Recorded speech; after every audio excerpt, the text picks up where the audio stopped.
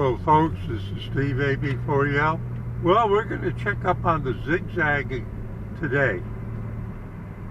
The pipeline along here has been buried except at one spot, and that's by the Skills place.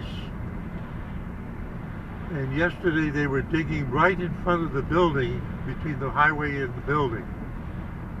Let's see where they are today. There's nobody behind me. Yeah, they're still here. I can see the shovel. One shovel's off to the side. Two are working. Oh, see, they've gone past the building, and they're going to be connecting up to the line, which is more toward the, see the grass?